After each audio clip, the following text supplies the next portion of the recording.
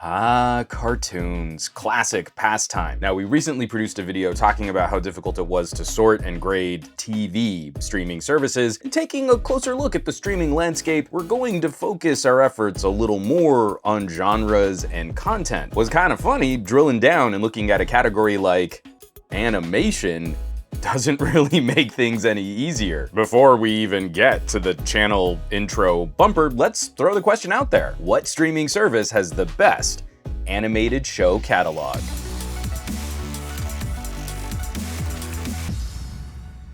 And while you're marathoning episodes of your favorite tunes, we hope you'll keep up with all the work here on Reviews.org. So hit those subscribe options down below, follow us around the socials, and check out our home site, Reviews.org, where we've got a whole team of folks making really cool stuff for you to check out. Animation, almost as broad a category as television. Anything hand-drawn or computer animated, and within that idea, just about any genre of content can be produced. Fantasy, sci-fi, adventure, action, drama, comedy, horror, shows for kids, shows for grown-ups, shows for the whole family. Just because it's animated doesn't mean it can't be made with the same specificity as live-action TV. And this is where we run into a small issue hosting a conversation like this. Everyone will have their own preferences for style of animation and genre and the maturity of the content. Immediately, I think a number of folks in our audience will likely have some familiarity with anime and probably interpreted the title of this video with a focus on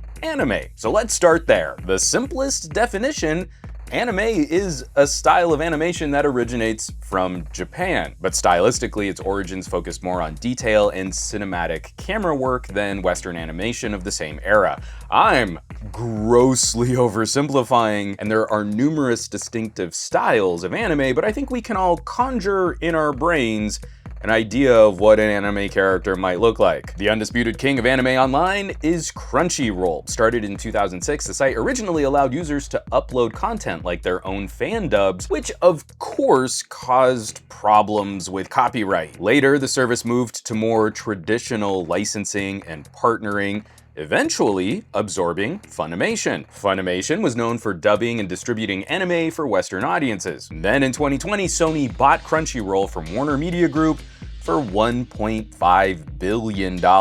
Boasting a catalog of over 1,000 anime shows, the service also houses Asian dramas, and a sub-brand collects manga, licensed content, original series. This is the premier service for folks looking at the broadest collection of anime. But paying for Crunchyroll directly might not be the best way to get it. Services like VRV will bundle Crunchyroll with Mondo and their own originals for $1.50 more a month than paying for Crunchyroll directly. I have Crunchyroll. I have no idea if the VRV stuff is any good. So if you watch VRV originals, drop us a comment down below. Now, Crunchyroll isn't the only place to catch anime. Netflix, Hulu, HBO Max, Amazon, they all have their own smaller collections of anime, but there's no one service as comprehensive as Crunchyroll. Outside of anime, there's a rich tradition of animation for adults.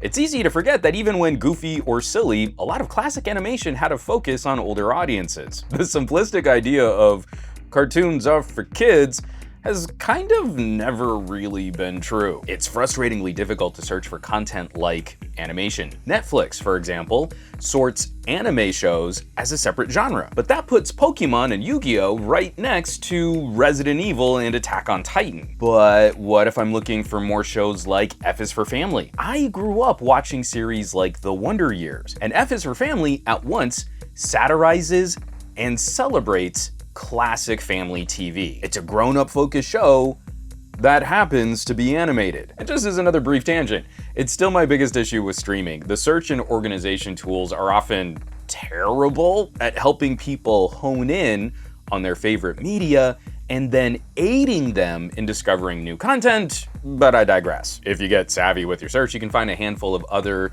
sort of similar animated titles. Now, Netflix has some great animated series for grown-ups like BoJack Horseman. I personally enjoyed Inside Job and Disenchantment, and some of the Love, Death, and Robot shorts were pretty good. And then we have some misses like Paradise PD and Chicago Party Aunt. They'll often list shows like these under adult animation, which kind of means something different if you search for that term directly on the Google. I guess it works for Hulu and Netflix, but I can't show you those search results here. HBO Max courts a similar catalog of animation, but I like their layout better for collections. Those broad categories that help you find more of what the service has to offer for each of those umbrella terms. You still run into issues with anime and global where kids' properties are served alongside more grown-up or mature fare, but this is much better laid out for digging through animation. Now, Hulu and Amazon are a little trickier to pin down for a different reason. They're becoming more like modular platforms for bundling services than they are the destinations for a specific catalog of content. We have Amazon Prime and we watch a lot of kids shows through Prime, but it's because we also pay additionally for things like PBS Kids. Hulu is a collection of traditional broadcast and cable shows, and increasingly Hulu is getting bundled with other services like ESPN and Disney+. So if you have cable or a service like YouTube TV, you can often replicate what Hulu might have to offer. Amazon and Hulu aren't playing the same game as Netflix or HBO, but they can still be really handy for simplifying some cord cutting. And that brings us to Disney+, where we're gonna close out this list. It should come as no surprise that Disney+ has the most stable and one of the best collections of kid-friendly animation of any streaming service. Disney owns a ton of popular IP like Star Wars and Marvel. I think it's a little annoying how hard it is to separate shows from films if you're going through the Disney Plus phone app.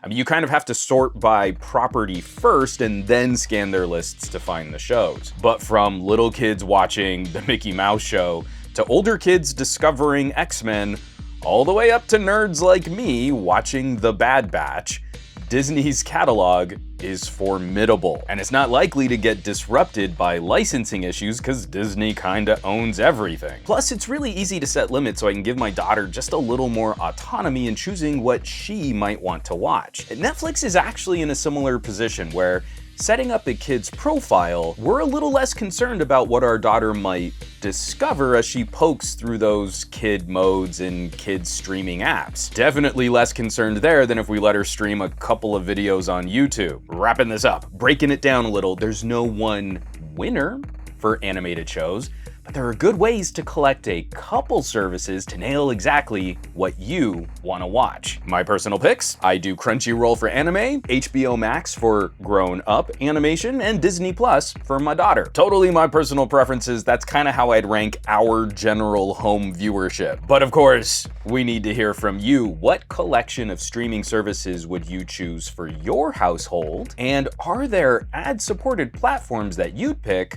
over the premium services? Gotta drop us the tastiest of hot takes down below. As always, thanks so much for watching, for sharing these videos, and subscribing to the channel. For Reviews.org, I'm Juan Carlos Bagnell, aka Some Gadget Guy, and I will catch you all on the next video.